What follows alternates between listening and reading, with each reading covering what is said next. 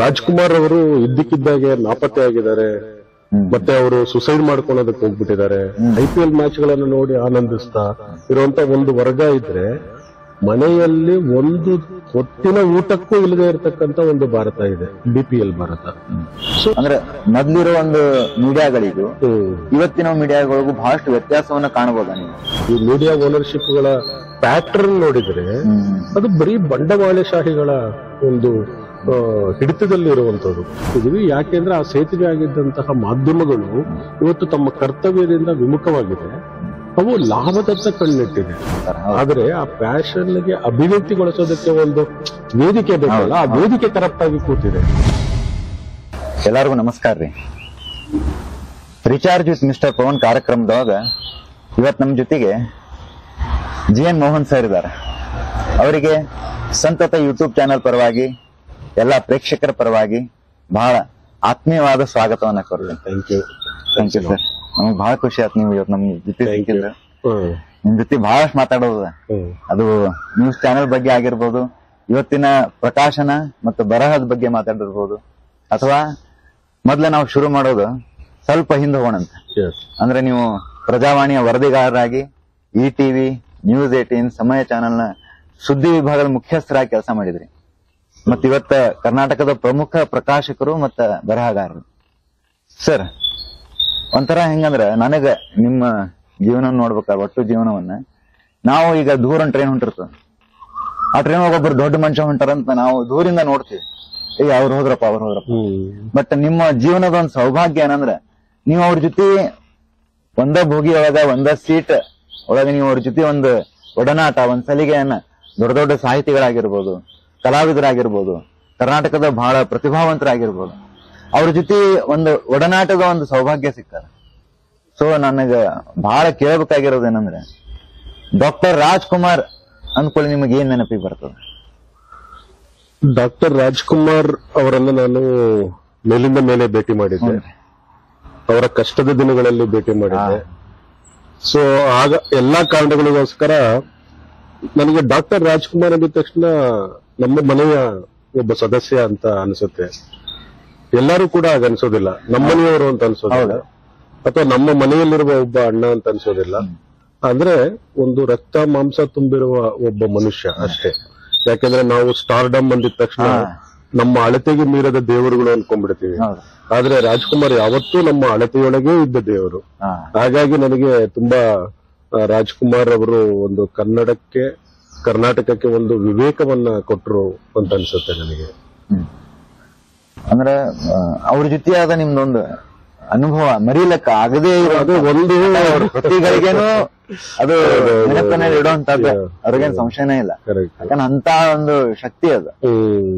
ಇಲ್ಲ, ನನಗೆ ಒಂದು ರಾಜ್ಕುಮಾರ್ ಅವರು ಅನೇಕ ಒಳ್ಳೆಯ ಮತ್ತೆ ಅವರ ಸಮಸ್ಯಾತ್ಮಕ ದಿನಗಳಲ್ಲಿ ನಾನು ಅವರ ಕೈ ಕುಲುಕಿದ್ದೀನಿ. ಹೌದ್ರಿ, ಸಂದರ್ಶನವನ್ನು ತುಂಬಾ ನನಗೆ ಯಾವಾಗ್ಲೂ ಮನಸ್ಸಿನಲ್ಲಿ ಅಚ್ಚೊತ್ತಿರೋದು, ಮತ್ತೆ ಕರ್ನಾಟಕದ ಮನಸ್ಸಿನಲ್ಲೂ ನನ್ನ ಅವರ ಭೇಟಿ ಅಚ್ಚೊತ್ತಿದೆ. ಯಾಕೆ ಅಂತಂದ್ರೆ ಒಂದು ಘಟನೆಯಿಂದ ರಾಜ್ಕುಮಾರ್ ಅವರು ಇದ್ದಕ್ಕಿದ್ದಾಗೆ ನಾಪತ್ತೆ ಆಗಿದ್ದಾರೆ, ಮತ್ತೆ ಅವರು ಸುಸೈಡ್ ಮಾಡ್ಕೊಳ್ಳೋದಕ್ಕೆ ಹೋಗ್ಬಿಟ್ಟಿದ್ದಾರೆ ಅನ್ನುವ ಒಂದು ದೊಡ್ಡ ಗುಲ್ಲು ಇಡೀ ಕರ್ನಾಟಕದಲ್ಲಿ ಹಬ್ಬಿಡ್ತು.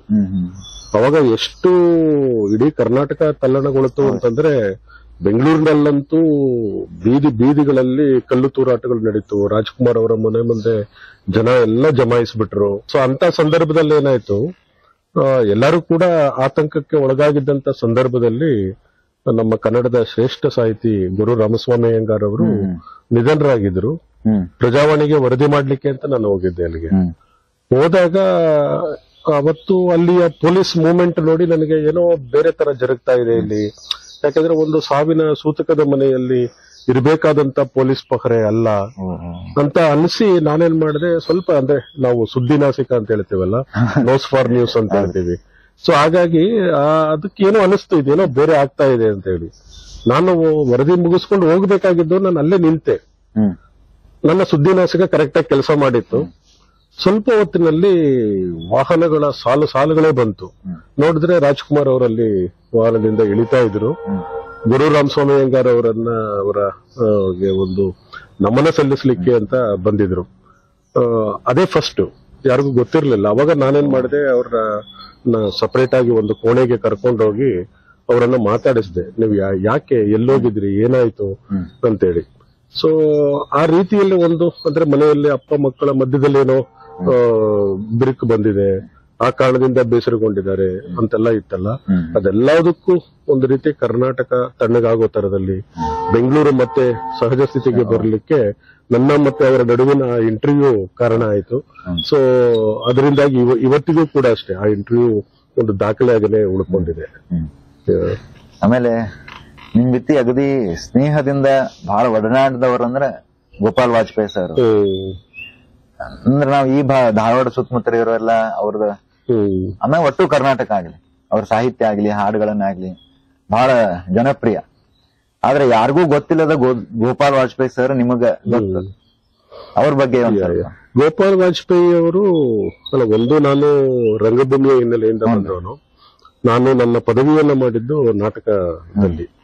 ಸೊ ಹಾಗಾಗಿ ನಾವು ರಂಗಭೂಮಿಯವರೆಲ್ಲರಿಗೂ ಕೂಡ ಒಂದು ರೀತಿ ಗೋಪಾಲ್ ವಾಜಪೇಯಿ ಐಕಾನ್. ಆದ್ರೆ ಗೋಪಾಲ್ ವಾಜಪೇಯಿ ಅವರಿಗೆ ಗೊತ್ತಿರಲಿಲ್ಲ ನಾನು ಐಕಾನ್ ಅಂತ ಹೇಳಿ. ಅಂದ್ರೆ ಆತ ಅಷ್ಟು ಸಹಜ ಮನುಷ್ಯ.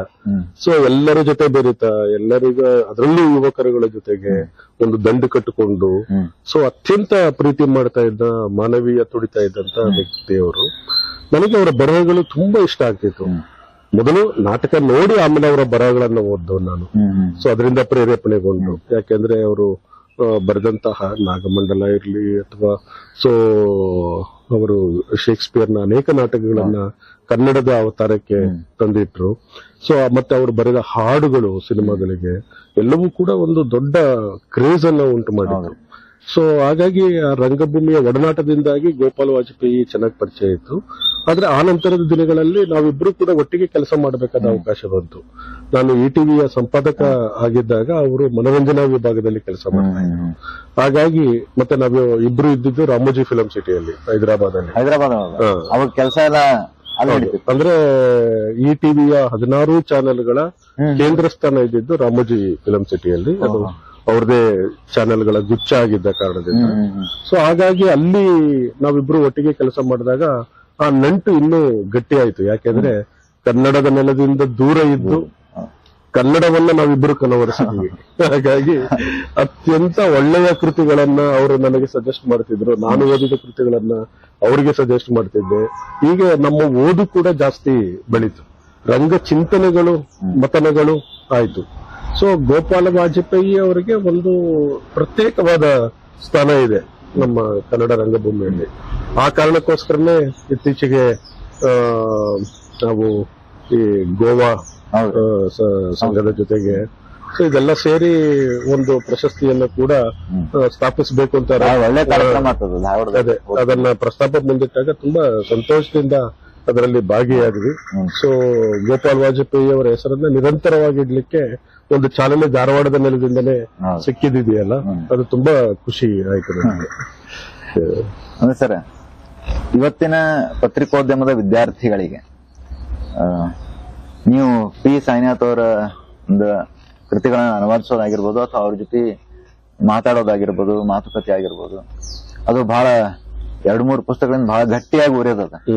ಸೊ ಅವ್ರ ಅಂದ್ರೆ ಪಿ ಸಾಯಿನಾಥ್ ಅಥವಾ ಆ ರೀತಿಯ ನಿಜವಾದ ಭಾರತ ಅಂತ ಏನ್ ಹೇಳ್ಬೋದು, ಅವು ಹೇಳ್ಬೋದಲ್ಲ. ಅಂದ್ರೆ ನಾವು ಇವತ್ತು ನೋಡೋ ಭಾರತ ಒಂದು, ಸಾಮಾನ್ಯ ಮನುಷ್ಯನಿಗೆ ಕಾಣೋ ಭಾರತ ಒಂದು, ಊರು ನಗರ, ಅವರು ಕಂಡ ಒಂದು ಭಾರತ ಅಥವಾ ನೀವು ಅನುವಾದಿಸ್ಬೇಕಾದ್ರೆ ನೀವು ಕಂಡ ಭಾರತ, ನಿಜವಾದ ಭಾರತ ಅದು ಗ್ರಾಮೀಣ ಪ್ರದೇಶ ಆಗಿರ್ಬೋದು, ರೈತರ ಸಮಸ್ಯೆ ಆಗಿರ್ಬೋದು. ಅದನ್ನ ಬಿಗಿನರ್ಸ್ ಅಂತ ಏನ್ ನಾವು ಹೋಗೋರು ಇರ್ತಾರೋ ಅವರಿಗೆ ಏನ್ ಹೇಳಿಕ್ ಇಷ್ಟಪಡ್ತಾರೆ? ಇಲ್ಲ, ಒಂದು ಪಿ ಸಾಯಿನಾಥ್ ಅವರು ನನ್ನ ಒಳಗಡೆ ಇದ್ದಂತ ಒಂದು ಅಸ್ಪಷ್ಟ ಆಲೋಚನೆಗಳಿಗೆ ಒಂದು ಸ್ಪಷ್ಟತೆ ಕೊಟ್ಟರು ಅಂತ ನಾನು ಗುರುತಿಸ್ಲಿಕ್ಕೆ ಇಷ್ಟಪಡ್ತೀನಿ. ಇದೇ ಧಾರವಾಡದ ನೆಲದ ಸುಧೀಂದ್ರ ಕುಲಕರ್ಣಿ ಅವರು ಮತ್ತೆ ಪಿ ಸಾಯಿನಾಥ್ ಅವರು ಒಟ್ಟಿಗೆ ಕೆಲವು ಸಾಹಸಗಳನ್ನ ಶುರು ಮಾಡಿದ್ರು ಮುಂಬೈನಲ್ಲಿ. ಸೊ ಕೌಂಟರ್ ಮೀಡಿಯಾ ಅನ್ನುವ ಒಂದು ಪತ್ರಿಕೆಯನ್ನ ಶುರು ಮಾಡಿದ್ರು. ಅದು ಮಾಧ್ಯಮಗಳನ್ನ ವಿಶ್ಲೇಷಣೆ ಮಾಡುವಂತಹ ಪತ್ರಿಕೆ ಆಗಿತ್ತು ಅದು. ಅವರಿಬ್ರು ಕೂಡ ಅವಾಗ ಯಂಗ್ ಟರ್ಕ್ಸ್ ಮೀಡಿಯಾದಲ್ಲಿ ಮುಂಬೈನಲ್ಲಿ.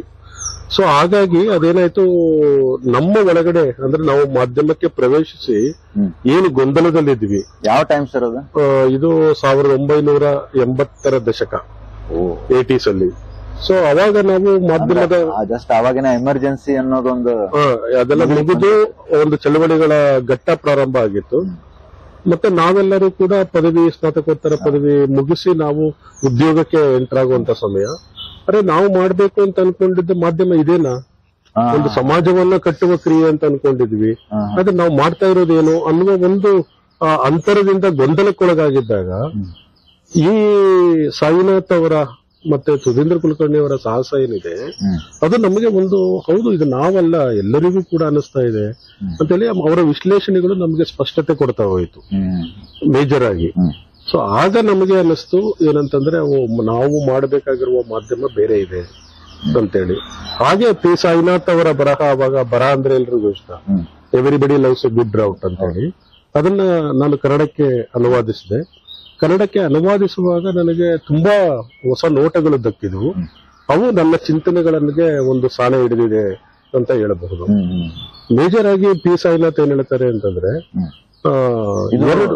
ಇದು ಬಹಳ ಮುಖ್ಯ ನಮಗ.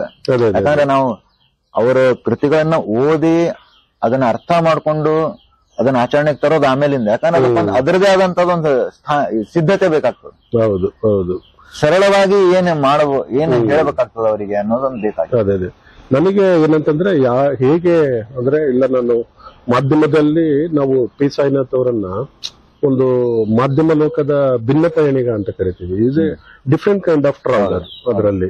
ಸೊ ಅವ್ರು ಹಿಡಿದ ದಾರಿನೇ ಬೇರೆ. ಸೊ ಇವತ್ತಿನ ಕಾರ್ಪೊರೇಟ್ ಮಾಧ್ಯಮಗಳೇನಿದೆ ಅವು ನಡೀತಾ ಇರೋ ದಾರಿ ಒಂದಾದ್ರೆ ಅವರು ಅಲೆಯ ವಿರುದ್ಧ ಈಜ್ತಾ ಇದ್ದಾರೆ. ಅವರೊಂದು ಮಾತು ಹೇಳ್ತಾರೆ ಏನಂತಂದ್ರೆ, 2 ಭಾರತಗಳಿದೆ ಅಂತ. ನಾವೆಲ್ಲರೂ ಏನ್ ಅನ್ಕೊಳ್ತೀವಿ ಅಂದ್ರೆ, 2 ಭಾರತ ಅಂದ ತಕ್ಷಣ ಭಾರತ ಅಂತ ಒಂದು, ಇಂಡಿಯಾ ಅಂತ ಒಂದು ಅಂತ ಹೇಳ್ಬಿಡ್ತೀವಿ ನಾವು. ಆದ್ರೆ ಅವರು ಹೇಳುವ 2 ಭಾರತಗಳು ಬೇರೆ. ಅವ್ರು ಹೇಳ್ತಾರೆ 2 ಭಾರತಗಳಿದೆ. ಅದು ಯಾವುದು ಅಂತಂದ್ರೆ, ಒಂದು IPL ಭಾರತ, ಇನ್ನೊಂದು BPL ಭಾರತ ಅಂತ. ಆಯ್ತಾ? ಅಂದ್ರೆ ಒಂದು ಸವಲತ್ತುಗಳನ್ನ ಸೃಷ್ಟಿಸಿಕೊಂಡು ಆ ಸವಲತ್ತುಗಳ ಮೂಲೇ ಒಂದು ವೀಸಾ ಮಾಡಿಕೊಂಡು ಸೊ ವಿದೇಶಕ್ಕೆ ಹಾರಿ IPL ಮ್ಯಾಚ್ ಗಳನ್ನ ನೋಡಿ ಆನಂದಿಸ್ತಾ ಇರುವಂತ ಒಂದು ವರ್ಗ ಇದ್ರೆ, ಮನೆಯಲ್ಲಿ ಒಂದು ಹೊತ್ತಿನ ಊಟಕ್ಕೂ ಇಲ್ಲದೆ ಇರತಕ್ಕಂತ ಒಂದು ಭಾರತ ಇದೆ, BPL ಭಾರತ. ಸೊ ಹಾಗಾದ್ರೆ ನಮ್ಮ ಮಾಧ್ಯಮ ಏನ್ ಮಾಡ್ಬೇಕಾಗಿತ್ತು? ಅದು BPL ಭಾರತದ ಸ್ಥಿತಿಯನ್ನ ಉತ್ತಮಗೊಳಿಸ್ತಾ ಅವರನ್ನ ಕೈ ಹಿಡಿದು ನಡೆಸಿಕೊಂಡು ಅವರನ್ನ ಒಂದು ಮಟ್ಟಕ್ಕೆ, ಬದುಕಿನ ಒಂದು ಘನತೆ ತಂದುಕೊಡೋದಕ್ಕೆ ಪ್ರಯತ್ನ ಪಡಬೇಕಿತ್ತು. ಆದ್ರೆ ನಾವೇನ್ ಮಾಡ್ತಾ ಇದೀವಿ, ನಮ್ಮ ಮಾಧ್ಯಮಗಳು ಏನನ್ನ ಮಾಡ್ಬೇಕು ಅಂತ ಕಲಿಸ್ತಾ ಇದೆ ಅಂದ್ರೆ, ಅದು ಕಾರ್ಪೊರೇಟ್ಗಳ ಹಿಡಿತದಲ್ಲಿರೋದ್ರಿಂದಾಗಿ ಅದು IPL ಭಾರತ ಏನಿದೆ ಅದರ ಹೆಗಲ ಮೇಲೆ ಕೈ ಹಾಕಿಕೊಂಡು ಅದು ಓಡಾಡ್ತಾ ಇದೆ. ಇದು ನಮ್ಮ ಇವತ್ತಿನ ಮಾಧ್ಯಮದ ದುರಂತ ಭಾರತದಲ್ಲಿ. ಅಂದ್ರೆ ಒಂದು ಕಾಲದಾಗ ಈ ನ್ಯೂಸ್ ಚಾನೆಲ್ ಆಗ್ಲಿ, ಪತ್ರಿಕೋದ್ಯಮ ಆಗ್ಲಿ, ಅದು ಆ ರೀತಿ ಕೆಲಸ ಮಾಡಿದ್ದದನ. ಅಂದ್ರೆ ಮೊದ್ಲಿರೋ ಒಂದು ಮೀಡಿಯಾಗಳಿಗೂ ಇವತ್ತಿನ ಮೀಡಿಯಾಗಳಿಗೂ ಬಹಳಷ್ಟು ವ್ಯತ್ಯಾಸವನ್ನ ಕಾಣಬಹುದಾ ನೀವು? ಇಲ್ಲ, ಇದೆ. ಸೊ ಏನಂತಂದ್ರೆ, ಮೊದಲಿಂದಲೂ ಕೂಡ ನಾವ್ ಯಾವಾಗ್ಲೂ ಹೇಳ್ತೀವಿ ಏನಂತಂದ್ರೆ, ಈಗ ನಾನ್ ಯಾರು ಅಂತ ಗೊತ್ತು ಮಾಡ್ಕೊಳ್ಳೋದಕ್ಕೆ ನನ್ನ ಸುತ್ತ ಇರೋರು ಯಾರು ಅಂತ ನೋಡ್ಬಿಟ್ರೆ ಗೊತ್ತಾಗತ್ತೆ. ಸೊ ಅದೇ ರೀತಿನಲ್ಲಿ ಮಾಧ್ಯಮಕ್ಕೂ ಅಷ್ಟೇ. ಅಂದ್ರೆ ಎಂತಹ ಮಾಧ್ಯಮ ಅಂತ ಅರ್ಥ ಮಾಡ್ಕೊಳ್ಲಿಕ್ಕೆ ಅದ್ರ ಸುತ್ತ ಯಾರಿದ್ದಾರೆ ಅಂತ ನೋಡಿದ್ರೆ ಗೊತ್ತಾಗುತ್ತೆ. ಈ ಮೀಡಿಯಾ ಓನರ್ಶಿಪ್ ಗಳ ಪ್ಯಾಟರ್ನ್ ನೋಡಿದ್ರೆ ಅದು ಬರೀ ಬಂಡವಾಳಶಾಹಿಗಳ ಒಂದು ಹಿಡಿತದಲ್ಲಿ ಇರುವಂತದ್ದು. ಹಾಗಾಗಿ ಹಣ ಹಾಕಿದವನು ಸೊ ಹಣವನ್ನ ವಾಪಸ್ ತಗೊಳ್ಳೋದಕ್ಕೆ ಲಾಭದ ಸಮೇತ ತಗೊಳ್ಳಿಕ್ಕೆ ಟ್ರೈ ಮಾಡ್ತಾನೆ. ಆದ್ರೆ ಮೊದಲು ಇದ್ದ ಮಾಧ್ಯಮ ಏನಿತ್ತು, ಮೊದಲು ಇದ್ದ ಮಾಧ್ಯಮ, ನಾನು ಯಾವಾಗ್ಲೂ ಕೂಡ ನಾನು ಮಾಧ್ಯಮದ ಬಗ್ಗೆ ಅನೇಕ ಅಂಕಣಗಳನ್ನು ಬರೆದೆ ನಾನು. ಸೊ ಅದು ಮೀಡಿಯಾ ಮಿರ್ಚಿ ಅನ್ನುವ ಹೆಸರಲ್ಲಿ, ವಾಕ್ ಮೀಡಿಯಾ ಅನ್ನುವ ಹೆಸರಲ್ಲಿ, ಮತ್ತೆ ನಾನಾ ರೀತಿಯಲ್ಲಿ ವಿಶ್ಲೇಷಣೆಗಳ ಕೃತಿಗಳು ಕೂಡ ತಂದಿದ್ದೀನಿ. ನಿಮ್ಮ ಬೇರೆ ಬೇರೆ ಕಡೆ ಹೋದಾಗ ನಿಮ್ಮ ಭಾಷಣಗಳು, ಸ್ಪೀಚ್ ಒಳಗಾಗ್ಲಿ, ಹೌದೌದು, ಆಮೇಲೆ ಚಿಂತನೆ ಒಳಗಾಗ್ಲಿ. ಸೊ ಏನಾಯ್ತು ಅಂತಂದ್ರೆ, ಮೊದಲು ಏನ್ ಮಾಡ್ತಾ ಇದ್ರು ಅಂದ್ರೆ, ಯಾರಿಗೆ ಕೊಂಡುಕೊಳ್ಳುವ ಶಕ್ತಿ ಇಲ್ಲ ಅವರ ಕಥೆಯನ್ನ ಕೊಂಡುಕೊಳ್ಳೋರಿಗೆ ಶಕ್ತಿ ಇರೋದಕ್ಕೆ ಅವ್ರಿಗೆ ತಲುಪಿಸ್ತಾ ಇದ್ರು. ನೋಡಿ, ಈ ರೀತಿ ಇದೆ ನಮ್ಮ ಭಾರತ, ಅಥವಾ ಈ ರೀತಿ ಬದಲು ಮಾಡಬೇಕಾಗಿದೆ, ಈ ಸ್ಥಿತಿನೂ ಕೂಡ ಇದೆ ಅಂತೇಳಿ. ಅದು ಎಷ್ಟು % ಇರ್ಬೋದು ಅನಿಸ್ತಾ ನೀವು? ಆದ್ರೆ ಏನಾಯ್ತು ಆಮೇಲೆ, ಸೊ ಈಗ ಇದೆಯಲ್ಲ ಮಾಧ್ಯಮಗಳು, ಈಗ ಇರೋ ಮಾಧ್ಯಮಗಳು ಏನ್ ಮಾಡ್ತಿದೆ, ಯಾರಿಗೆ ಕೊಂಡುಕೊಳ್ಳೋದಕ್ಕೆ ಶಕ್ತಿ ಇದೆ ಅವರಿಗೆ ಕೊಂಡುಕೊಳ್ಳುವ ಶಕ್ತಿ ಇರೋರ ಕಥೆಗಳನ್ನು ಹೇಳ್ತಿದೆ. ತುಂಬಾ ದೊಡ್ಡ ಶಿಫ್ಟ್ ಆಗಿರೋದಲ್ಲಿ ಅಂದ್ರೆ ಮಾಧ್ಯಮದ ಕೆಲಸ ಅದಲ್ಲ. ಮಾಧ್ಯಮ ಇರೋದೇನೆ. ಸೊ ಮಾಧ್ಯಮ ಅನ್ನೋದು ಒಂದು ಸೇತುವೆ ಇದ್ದಾಗೆ. ಅದು ಸಮಾಜ ಮತ್ತೆ ಸರ್ಕಾರ ಎರಡರ ಮಧ್ಯೆ ಸೇತುವೆ ಇರುತ್ತೆ. ಅಂದ್ರೆ ಸಮಾಜ ಏನ್ ಯೋಚನೆ ಮಾಡ್ತಾ ಇದೆ ಅದನ್ನ ಅದು ಸರ್ಕಾರಕ್ಕೆ ಮುಟ್ಟಿಸ್ಬೇಕು. ಸರ್ಕಾರ ಏನು ನೀತಿ ರೂಪಣೆ ಮಾಡುತ್ತೆ ಅದನ್ನ ಜನರಿಗೆ ಸಮಾಜಕ್ಕೆ ಮುಟ್ಟಿಸಬೇಕು. ಆದ್ರೆ ಇವತ್ತು ನಾವು ಸೇತುವೆನೇ ಇಲ್ಲದಂತಹ ಕಾಲಕ್ಕೆ ಬಂದು ನಿಂತಿದ್ದೀವಿ. ಯಾಕೆಂದ್ರೆ ಆ ಸೇತುವೆ ಆಗಿದ್ದಂತಹ ಮಾಧ್ಯಮಗಳು ಇವತ್ತು ತಮ್ಮ ಕರ್ತವ್ಯದಿಂದ ವಿಮುಖವಾಗಿದೆ. ಅವು ಲಾಭದತ್ತ ಕಣ್ಣಿಟ್ಟಿದೆ. ಲಾಭದತ್ತ ಕಣ್ಣು ನೆಡೋದಕ್ಕೆ ಇದು ಸಿಮೆಂಟ್ ವ್ಯಾಪಾರ ಅಲ್ಲ ಅಲ್ವಾ, ಸಿಮೆಂಟ್ ವ್ಯಾಪಾರ ಅಲ್ಲ. ಸೊ ಆ ಕಾರಣದಿಂದಾಗಿ ನಮ್ಮ ಹೇಳ್ತಿರ್ತೀರಿ ಸಾಮಾಜಿಕ ಕಳಕಳಿಯ ಬೆಸುಗೆ ಅನ್ನೋದೇನದಲ್ಲ ಅದೇ ಇಲ್ಲವಾಗಿದೆ. ಹೌದೌದೌದು, ಬಹಳ ದೊಡ್ಡ ಗ್ಯಾಪ್ ಆಗ್ಬಿಡುತ್ತೆ. ಅದೇ ಆ ಗ್ಯಾಪ್ ಇಂದಾಗಿನೇ ಇವತ್ತು ಒಂದು ರೀತಿಯ ಸಫೋಕೇಶನ್ ಇದೆ. ನಾನು ಯಾವಾಗ್ಲೂ ಕೂಡ ಈ ಮಾಧ್ಯಮದ ವಿದ್ಯಾರ್ಥಿಗಳು ಅಥವಾ ನಾನೇ ರಿಕ್ರೂಟ್ ಮಾಡಿದ ಅಸಂಖ್ಯಾತ ಪತ್ರಕರ್ತರುಗಳು ಅಥವಾ ಬೇರೆ ಇರುವಂತಹ ಸುದ್ದಿ ಮನೆಗಳಲ್ಲಿ ಕೆಲಸ ಮಾಡ್ತಿರೋರು ಇವತ್ತು ಯಾರು ಕೂಡ ನಾವು ಮಾಧ್ಯಮದ ಕೆಲಸ ಮಾಡ್ತಾ ಇದೀವಿ ಅಂತ ನೆಮ್ಮದಿಯಾಗಿಲ್ಲ. ಅವರು ಇವತ್ತು ಪ್ರತಿದಿನ ಕೆಲಸ ನಾನು ಏನು ಮಾಡಿದೆ ಮಾಧ್ಯಮದ್ದು ಅಂತ ಅನ್ಕೊಂಡಾಗ ಬರ್ತಾ ಇರುವ ಉತ್ತರ 0. ಸೊ ಆದ್ರೆ ಸ್ಯಾಟಿಸ್ಫ್ಯಾಕ್ಷನ್ ಅನ್ನೋದು ಇಲ್ಲ. ಆಮೇಲೆ ಮಾಧ್ಯಮಕ್ಕೆ ಬರುವವರು ಸುಮ್ಮನೆ ಬರೋದಿಲ್ಲ. ಯಾಕೆಂದ್ರೆ ಈ ಮೀಡಿಯಾದ ಉದ್ಯೋಗ ಅನ್ನೋದಿದೆಯಲ್ಲ ಅದು it is not just another job.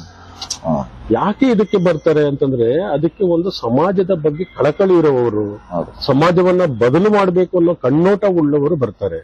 ಆದ್ರೆ ಸೊ ಅವರು ಕೊನೆಗೆ ಏನಾಗ್ತಿದ್ದಾರೆ ಅಂತಂದ್ರೆ ಕಾರ್ಪೊರೇಟ್ ಶಕ್ತಿಗಳಿಗೆ ಲಾಭವನ್ನ ತಂದು ಕೊಡುವ ಒಂದು ಕೊಂಡಿಯಾಗಿ ಕೆಲಸ ಮಾಡ್ತಾ ಇದ್ದಾರೆ. ಅದು ನಮ್ಮ ಭಾರತದ ಮಾಧ್ಯಮದ ದುರಂತ ಇವತ್ತು. ಇದು ನಾವು ಇತ್ತೀಚೆಗೆ ಬಹಳ ಜಾಬ್ ನೋಡ್ತೀವಿ ನಾವು. ಟೀಚರ್ಸ್ ಆಗಿರ್ಬೋದು, ಈಗ ಒಂದ್ ಮೊದ್ಲದೊಂದು ಬರೀ ಉದ್ಯೋಗ ಅಂತ ಇದ್ದಿದ್ದಿಲ್ಲ, ಒಂದೊಂದು ಜಾಬ್ ಅಂತ ಇದ್ದಿದ್ದಿಲ್ಲ, ಒಂದು ಪ್ಯಾಷನ್ ಇರ್ತಿತ್ತು. ಅದು ಕಡಿಮೆ ಆದಂಗ ಏನಾಗ್ತದೆ, ಬರೇ ಪಗಾರಕ್ ಆದಾಗ ಆ ಶಿಕ್ಷಣದ ಗುಣಮಟ್ಟ ತಾನಾಗೆ ಕಡಿಮೆ ಆಗ್ಬಿಡುತ್ತೆ. ಇಲ್ಲ, ಒಂದು ಏನಂದ್ರೆ ಪ್ಯಾಷನ್ ಇದೆ. ಹ್ಞೂನ್ರಿ. ಸೊ ಈಗ ನಮಗೂ ಅಷ್ಟೇ. ಸೊ ಪ್ರತಿಯೊಬ್ಬರಿಗೂ ಕೂಡ ಮಾಧ್ಯಮದ ಕೆಲಸ ಮಾಡೋರ ಪ್ಯಾಷನ್ ಕಡಿಮೆ ಆಗಿಲ್ಲ. ಪ್ಯಾಷನ್ ಇದ್ದ ಕಾರಣ ಬಂದಿದ್ದಾರೆ. ಆದ್ರೆ ಆ ಪ್ಯಾಷನ್ಗೆ ಅಭಿವ್ಯಕ್ತಿಗೊಳಿಸೋದಕ್ಕೆ ಒಂದು ವೇದಿಕೆ ಬೇಕಲ್ಲ, ಆ ವೇದಿಕೆ ಕರಪ್ಟ್ ಆಗಿ ಕೂತಿದೆ.